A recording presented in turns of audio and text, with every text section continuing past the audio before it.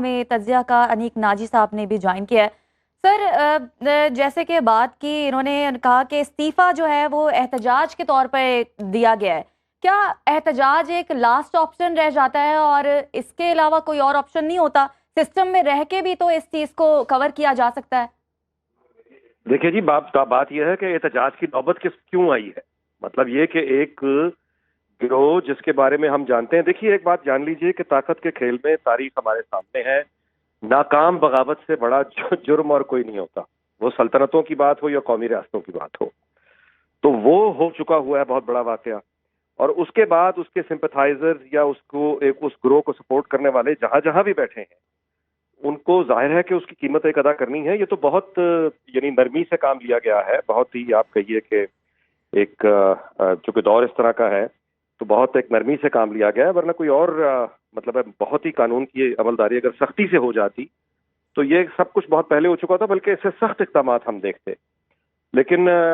چلیے، تلخی اور زہر چونکہ بہت بھرا ہوا ہے اس لیے احتیاط کی گئی، لیکن جج جو کوئی بھی ہوگا، کسی بھی کورٹ کا ہوگا، اس کا جو کردار، اس کی جو مقام، اس کی عزت، وہ آئین کی کتاب میں ہوتی ہے،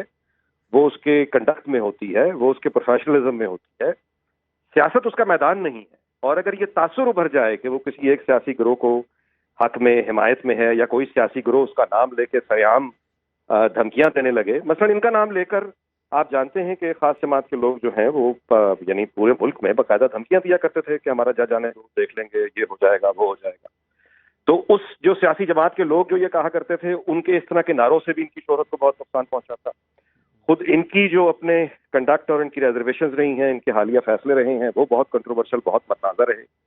آج ہم نے دیکھا کہ مظاہر علی نقوی جو استعفیٰ دے کے جا چکے ہیں، اس کے باوجود سپریم جوڈیشل کونسل نے ان کے خلاف کارروائی نہ صرف یہ کہ جاری رکھنے کا فیصلہ کیا ہے، بلکہ چیف جسٹس آف پاکستان کے جو آج کے ریمارکس ہیں وہ بہت قابل غور ہیں۔ انہوں نے یہ کہا ہے کہ یہ جو سپریم کورٹ کے وقار کی جو دھجیاں اڑ گئی ہیں، اس کی سرجری کیسے کی جائے گی۔ انہوں نے بالکل درست بات کی، اور یہ سب جو ہے، یہ سب اس قدر آپ کہیے کہ ایک نئے، یہ بہت اس لحاظ سے خوش آئند ہے،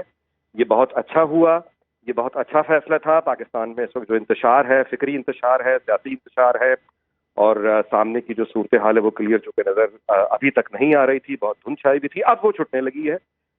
کل بھی راستے صاف ہوئے ہیں، آج مزید راستہ صاف ہوا ہے، ایک نیا الیکشن آ رہا ہے۔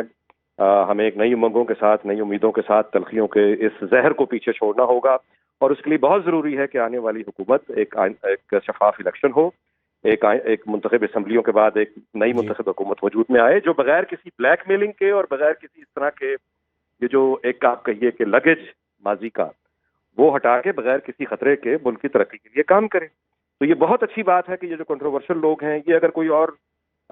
ملک ہوتا تو آپ یقین کیجئے کہ جتنے کنٹروورشل یہ حضرات ہوئے تھے پہلے ہی، یہ بہت پہلے جا چکے ہوتے۔ یہ فیصلہ انہوں نے دیر سے کیا، لیکن جیسا کہ آج کے ریمارکس ہیں چیف جسٹس کے، کہ مطلب ہے کہ جو الزامات ہیں، میرا خیال ہے کہ آئین اور قانون کا بالکل یہ تقاضا ہے کہ استعفیٰ دینے کے باوجود پوری تفتیش ہونی چاہیے، تحقیقات ہونی چاہیے، کہاں پہ کس نے آئین اور اپنے عہدے کے ساتھ مطلب ہے کہ آپ یوں کہیے کہ زیادتی کی اور اس کا ناجائز فائدہ اٹھایا۔ ایک سیاسی گروہ کو فائدہ اگر پہنچانے کا تاثر غلط ہے تو وہ بھی سامنے آ جائے گا، اور اگر ایک سیاسی گروہ کی حمایت اس کی ثابت ہوتی ہے تو اس کے بعد پھر کارروائی ہونا، یہ بھی ظاہر ہے کہ اس سے عدلیہ کے وقار میں اضافہ ہوگا۔ یہ ایک بہت خوش آئند اور بہت اچھا فیصلہ ہوا، اور یہ اوور آل ایک جو انتشار اور فکری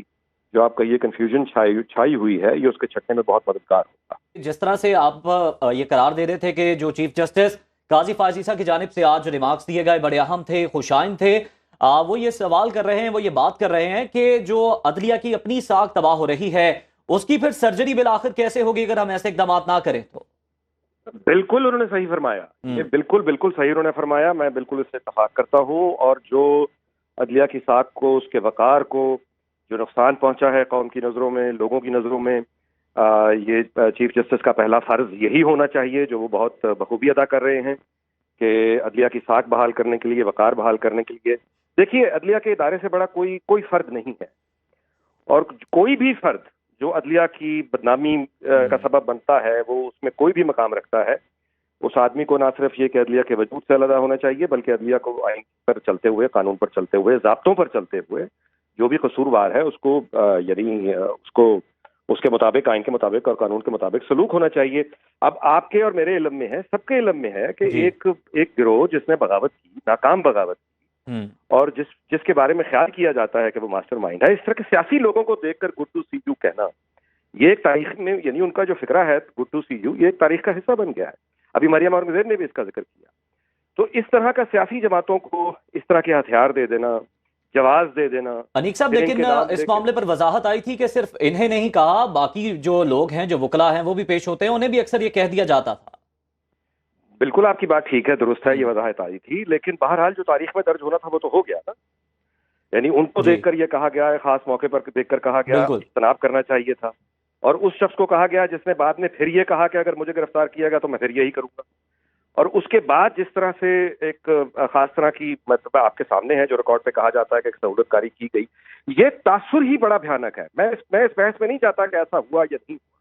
सहूलतकारी जानबूझकर की गई या नहीं की गई, ये तहकीकाती इदारों का काम है, ये लायक एहतराम जजेस का काम है। मैं ये कह रहा हूं कि ये तासुर, इस तासुर का मजबूत हो जाना और इस तासुर को लेके एक सियासी गिरोह का धमकियां देना, ये तासुर अपने अंदर, ये खुद अदलिया के वकार के लिए बहुत नुकसानदेह था, ये बहुत बुरा था। और एक मुस्तकबिल का हमें एक अभी से एक खदशे का, एक नए टकराव का खदशा था कि एक नई हुकूमत बनने जा रही है और उसके बाद एक ऐसे जज साहब आएंगे साल के आखिर में जो वाज़े तौर पर अपने एक सियासी ख्यालात रखते हैं और उनके जो ख्यालात हैं उससे वो, यानी कोई कौम नावाकिफ नहीं है, और वो अगर आते हुई किसी भी हुकूमत, वजीर आजम या इत्तेहाद के लिए, जैसा कि माजी में हम देखते रहे हैं बदनसीबी होती रही है, वो भी अगर कोई नया एडवेंचर शुरू कर देते तो फिर एक हम नए क्राइसिस में आ जाते। देखिए, सबसे जो इम्पोर्टेंट है वो स्टेट के लिए स्टेबिलिटी होती है। स्टेबिलिटी होगी तो इकोनॉमी बेहतर होगी, इकोनॉमी बेहतर होगी तो हम आगे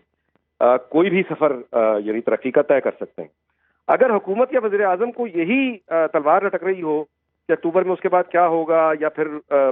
एक बेयकीनी पैदा हो, या रियासत के अपने सरकारी इदारों में एक तरह की तकसीम पाई जाती हो, वहां पे अबहाम मौजूद हो कि आने वाली हुकूमत कमजोर है, तो वो तो फिर आपने कौन सी स्टेबिलिटी की बात हम कर सकते हैं। हम इंतशार बिल्कुल। अफोर्ड ही नहीं करते, सीधी बात ये।